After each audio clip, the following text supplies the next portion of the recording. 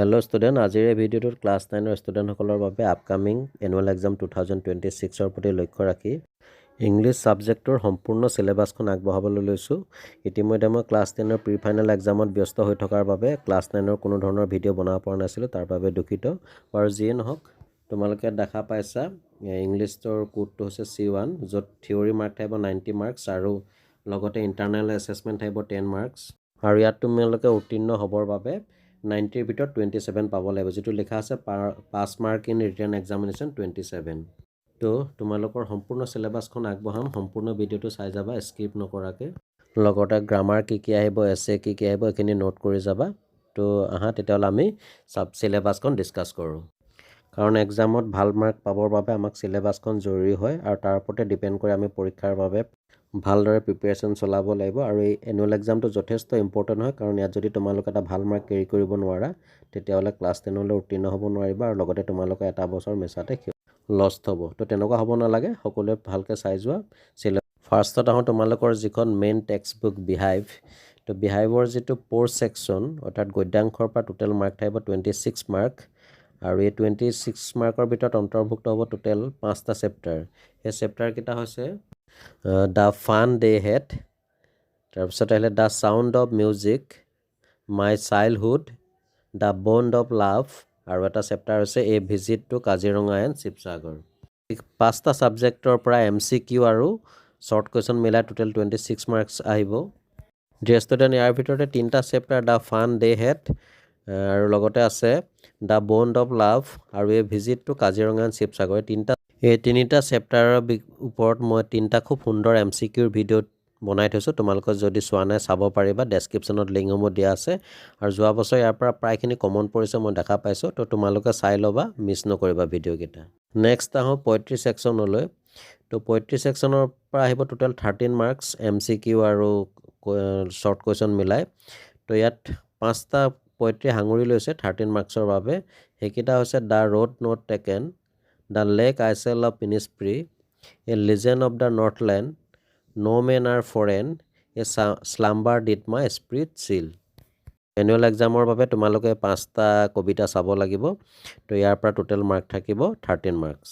ইয়াৰ পাছত তোমালোকৰ যিখন ছাপ্লিমেণ্টেৰী অৰ্থাৎ মুমেণ্টছ, তো মুমেণ্টছখনৰ পৰা 90 মাৰ্কছৰ ভিতৰত আহিব 14 মাৰ্কছ MCQ আৰু লং কুৱেশ্যন মিলাই।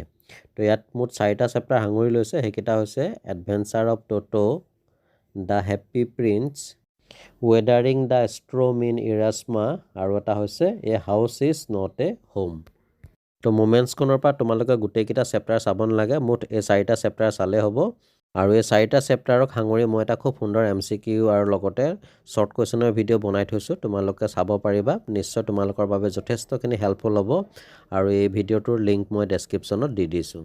এনিৱে তোমালোকে গম পালা, এই 4টা চেপ্টাৰৰ পৰা টোটেল আহিব 14 মাৰ্কছ, তাৰে 8 মাৰ্ক আহিব লং কুৱেশ্যন, 4কে দুটা কুৱেশ্যন আহিব, মাজত অৰ দি দিব, আৰু 6 মাৰ্ক MCQ আহিব।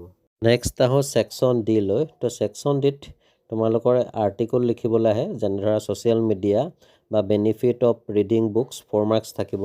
আৰু কোনোবাই যদি আৰ্টিকল লিখিবলৈ বেয়া পোৱা তেন্তে তোমালোকে ষ্টৰি ৰাইটিং এইটো কৰিব পাৰিবা, য'ত এটা ষ্টৰি কিছুমান আউটলাইন দি দিব, তোমালোকে সেইখিনি পঢ়ি এটা ষ্টৰি লিখিব লাগিব, লগতে ষ্টৰিটো এটা চুইটেবল টাইটেল দিব লাগিব। নেক্সট আহিলে ন'টিছ ৰাইটিং অৰ ৰিপৰ্ট ৰাইটিং, যিকোনো এটা কৰিব লাগে, টোটেল মাৰ্ক থাকিব 4। তেনেকুৱা ধৰণৰ বিভিন্ন তোমালোকে প্ৰেক্টিছ কৰি যাবা। এক্সামত আহিবই, হয় ন'টিছ ৰাইটিং কৰিব লাগিব, নহয় ৰিপৰ্ট ৰাইটিং কৰিব লাগিব। নেক্সট ছেকশ্যন Dতে আৰু এটা কুৱেশ্যন আহে ট্ৰেঞ্চলেশ্যন কৰিবলৈ, য'ত 3টা চেণ্টেঞ্চ দি দিয়ে, টোটেল 3 মাৰ্কছ থাকে। আৰু সেই চেণ্টেঞ্চকেইটাক আমাৰ যিটো নিজৰ মাতৃভাষালৈ অনুবাদ কৰিব লাগে, কাৰোবাৰ হয়তো বাংলা, কাৰোবাৰ অসমীয়া, কাৰোবাৰ বড়ো, যিয়ে নহওক নিজৰ মাতৃভাষালৈ ট্ৰেঞ্চলেশ্যন কৰিব লাগিব। নেক্সট আহোঁ ছেকশ্যন E, যিটো গ্ৰামাৰ ছেকশ্যন হয়।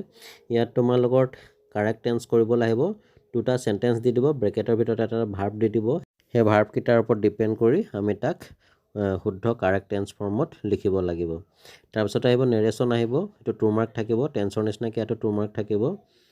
তাৰপিছত নেক্সট আহিলে ডিগ্ৰী আৰু জাম্বল ৱৰ্ড। তো ইয়াত তোমালোকক দি দিব ৰিৰাইট এজ ডাইৰেক্টেড, অৰ্থাৎ তোমালোক ব্ৰেকেটৰ ভিতৰত দি দিব ৰিৰাইট ইন কম্পাৰেটিভ ফৰ্ম, এটা চেণ্টেঞ্চ দি দিব, তাক আমি কম্পাৰেটিভ বা ছুপাৰলেটিভলৈ নিব লাগিব। ঠিক একেধৰণে আৰু এটা চেণ্টেঞ্চ দি দিব, য'ত ৱৰ্ডবিলাক জাম্বল হৈ থাকিব, তাক আমি শুদ্ধভাৱে সজাই এটা মিনিংফুল চেণ্টেঞ্চলৈ কনভাৰ্ট কৰিব লাগিব। ষ্টুডেণ্ট এয়া আছিলে ক্লাছ 9ৰ এনুৱেল এক্সাম 2026ৰ বাবে ইংলিছ ছাবজেক্টৰ চিলেবাছ। আমাক চিলেবাছখন যথেষ্ট জৰুৰী হয়, কাৰণ ইয়াৰ ওপৰত ডিপেণ্ড কৰি আমি পৰীক্ষাৰ বাবে প্ৰিপেৰেশ্যন কৰিব লাগিব। আৰু এনুৱেল এক্সামটো যথেষ্ট তোমালোকৰ বাবে ইম্পৰ্টেণ্ট হয়, কাৰণ ইয়াত যদি তোমালোকৰ ৰিজাল্ট বেয়া হয় তেতিয়াহ'লে ক্লাছ 10লৈ তোমালোকে উত্তীৰ্ণ হ'ব নোৱাৰিবা আৰু এটা বছৰ মিছাতে ক্ষতি হ'ব। এনিৱে সকলোৱে ভালকৈ পঢ়া শুনা কৰা। এতিয়াও যথেষ্টখিনি সময় আছে। তোমালোকে যদি এখন ৰুটিন বনাই নিতৌ ভালদৰে অনুশীলন কৰা, চবেই এটা ভাল নম্বৰ পাব পাৰিবা। আৰু ভাল নম্বৰ পালে ক্লাছ 10ত এটা মনতে সাহস পাবা, তেতিয়া নেক্সট ইয়েৰটো তোমালোকৰ বাবে যথেষ্ট ভাল হ'ব। তো ঠিক আছে, আন এটা ভিডিঅ'ত পুনৰ লগ পাম। বিভিন্ন কুৱেশ্যন পেপাৰ ভিডিঅ'তে আহি আছোঁ, চাই থাকিবা আৰবি লাৰ্ণ কাম এণ্টাৰটেইনমেণ্ট। ধন্যবাদ।